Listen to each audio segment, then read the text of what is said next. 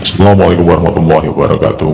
Salam rahayu, salam sejahtera bagi kita semua. Gusti Allah paring rahmat dan keberkahan bagi kita semua, amin. Nah, kali ini bahwa ada pertanyaan dari beberapa orang ya, dan ini akan kita bahas ya. Pertanyaan seperti ini, bahwa pusaka sing berangas itu kayak apa toh Mbah? Terus kalau kita dijangkungi pusaka itu atau kita milik pusaka itu nanti bagaimana Mbah? Nah, nek kuat orang apa ora kuat piye? Nah, itu pusaka berangas ya atau pusaka ganas. Nah, akan kita bahas ya. Pertama yang namanya pusaka. Pusaka itu dalam arti ada bisa dari curigo atau besi aji atau besi aji, bisa jadi keris, pedang, tombak ya yang bersifat besi, besi bertuah ya. Nah, besi bertuah sendiri itu dalam proses pembikinannya oleh seorang empu berdasarkan catatan rasa ya, ini digunakan untuk apa, dan pemesannya menginginkan apa. Nah, itulah yang namanya seorang empu membuat sebuah keris pusaka ya. Nah, pada dasarnya pusaka itu memiliki karakter. Nah, setiap pamor itu juga sama, seperti danas itu kerezekian, satrio kinayung itu untuk kedelajatan, perlindungan, singkir untuk menyingkirkan, nah itu macam-macam, tindih untuk melindih, nah itu macam-macam. Nah, setiap karakter dari pusaka itu otomatis memiliki yoni ataupun kodam atau mungkin unsur goib lain yang sifatnya sama seperti apa yang diinginkan dan karakter pusakanya. Nah, di sini setiap karakter pusaka itu adalah sesuai dengan keinginan dari pemesannya. Nah, zaman dulu ketika masa perang, seseorang itu memiliki pusaka itu untuk piandul ya, untuk penyemangat dan untuk perlindungan, rata-rata seperti itu. Maka aura yang diberikan ataupun kodam yang ditanamkan itu adalah kodam-kodam yang sifatnya berangas. Nah, berangas di sini kalau dilihat dari warna itulah auranya aura merah. Nah, jenis aura merah ini apa saja Mbah? Nah, rata-rata loh ya, dapur jangkung, singo barong, terus dapur nogo, betok, dan beberapa yang ada unsur hewannya di situ rata-rata berangas nih. Nah, seperti halnya itu ya kayak setan kober, terus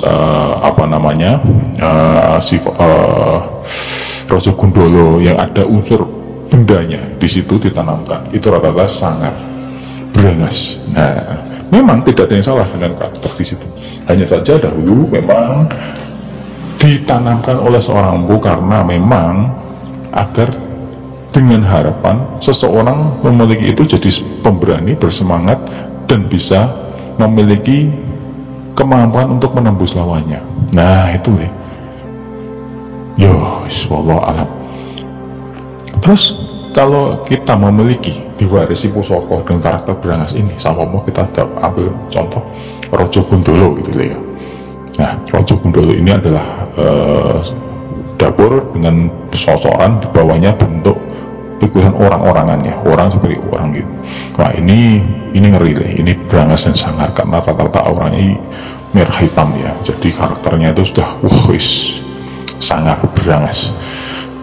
Atau mungkin dapur jangkung sama barong ya, bangga barong gitu ya. Nah, salah satu orang ketika kita cocok, biasanya orang yang cocok itu adalah orang yang memiliki karakter yang sama dan selaras. Biasanya karakternya adalah karakter yang beraura merah, tegas itu, berwibawa. Biasa di profesinya biasanya TNI ya, TNI ataupun polisi ataupun yang sifatnya adalah penjaga. Nah, ini cocok.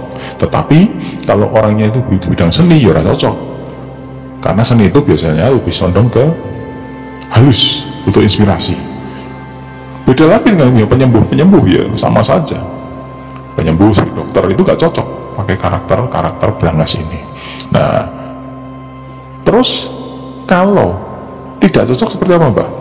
Satu, kalau tidak cocok ya, kalau tidak cocok biasanya temperamennya akan meningkat. Temperamen meningkat, aura dirinya tercemar karena terpengaruh dari pusaka yang jangkungi. Yang kedua, pola pikirnya terbalik nih. Biasanya ketika dia bisa berpikir logis, dia tidak bisa logis, terbawa ke condong amarah. Ketiga, biasanya dia itu jadi tegaan ini tegaannya. Jadi setiap apapun dia terbawa emosi dan tegaan. Tetapi dia itu tegas, Nah, karakter tegas ini yang jumlah dipakai. Ini kalau tidak kuat ya. Kalau kuat, otomatis bisa tegas, bisa logika terbawa, akan membentuk karakter dengan luar biasa. Sebenarnya seperti itu. Beda lagi kalau tidak kuat. Ini maksudnya kan tidak kuat ya. Nah, terus solusinya gimana Mbah? Kalau kita terpaksa sama diwarisi ya, diwarisi pusaka seperti itu. Nah, si pewaris ini biasanya kan sudah bisa mengukur ya, ini satu mana. Dan tidaklah kalau pun tidak ada yang diwarisi ya, terus tidaklah ya anak putunya ya ketemunya yang seperti itu, otomatis ya mau nggak mau kan diwariskan kepada orang yang mau daripada pusaka itu hilang. Nah, supaya memang bisa dipakai ataupun dibawa tanpa menggunakan unsur berangas dari khotam ataupun kekuatannya, perlu upaya. Upaya itu apa Mbah? Pertama adalah sistem peredaman. Meredamnya dengan biasanya menggunakan pamor tindih ya, pusaka yang sifatnya tindih. Tindih itu untuk nindihi bahan berangas yang nakal-nakal. Pamor tindih ini ya biasanya kan pusaka yang memang dia itu nuwani lah, jamin nuwani untuk menyelaraskan pusaka-pusaka yang berangas. Nah, ini pamor tindih itu apa tuh? Nah, pamor tindih nanti bisa dicari di primbon ya, nanti bahas jelaskan ya pamor tindih seperti apa. Terus yang kedua, perkuat diri Anda dengan ibadah. Kita ketika aura diri kita itu menjadi dingin, semua yang panas itu akan stabil. Musuh dari panas adalah dingin. Ketika itu dingin, terbawa ke dingin, otomatis dia jadi sejuk. Nah, jadi bukan panas tapi sejuk.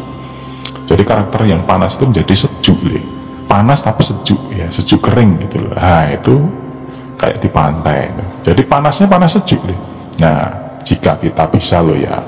Terus ketika kita memang sudah tidak bisa, ya udah lepaskan pusaka itu. Ya, tapi berdampak enggak Mbak? Dampak itu sebenarnya kalau kita ya mintanya baik-baik, otomatis bisa melepas baik-baik. Wong itu tidak bukan karena permintaan. Nah, yang kedua cara kita juga mendapatkan. Kalau kita tuh mungkin mendapatkan karena membeli atau memahari atau mungkin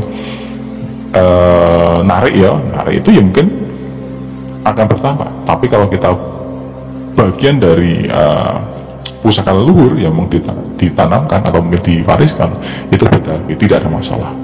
Mbah rasa tidak ada masalah.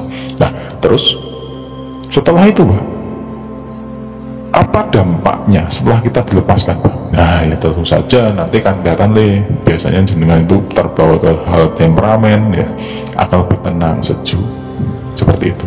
Beda lagi dengan kita sudah punya temperamen yang bagus, emosinya terkontrol, kita punya pusaka, dialah selaras, otomatis kita lebih tegas nih, lebih bagus untuk bisa mengontrol emosi kita.